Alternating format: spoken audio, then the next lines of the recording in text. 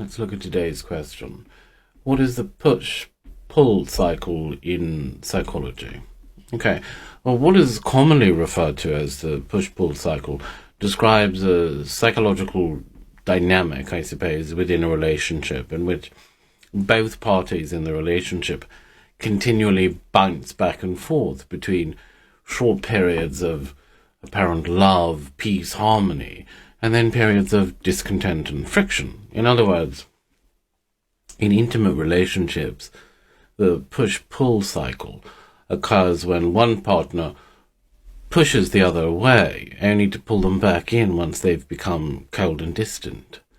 But I suppose, as the case with any relationship, it takes two to tango, doesn't it?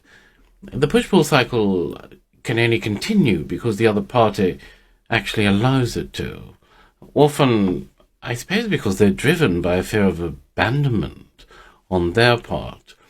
The other person doing the pushing away, on the other hand, is often driven by a fear of intimacy and consequently becomes anxious when relationships become a little bit too close or intimate or too close for comfort, something like that.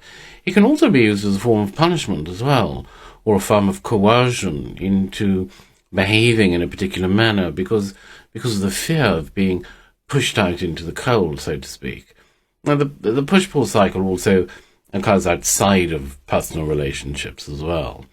And, it occurs in retail sales. So a salesman might, for example, entice someone to buy a product, which is the pull, only to tell them that they will have to check the stockroom to see if the product is actually still available, which is the push. And this is an old sales technique, and not a particularly good one, but it does have the psychological effect on the customer, who supposedly then desires the product even more. It doesn't really work in today's day and age, simply because consumers are a little bit more sophisticated. But the reason it works in some cases is because our human nature is such that certain things become more desirable the harder they get, the harder it is to get hold of them. So whilst the push-pull cycle may serve a purpose, I suppose, in some sales context, where the product might be rare, you see push-pull around Christmas time, for example, with the newest toy on the market and things like that.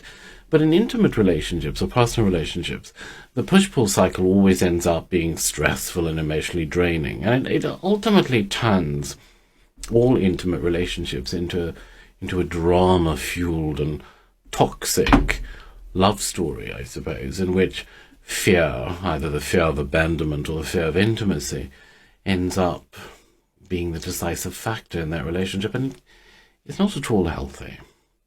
So there you go. That's the push-pull cycle in psychology.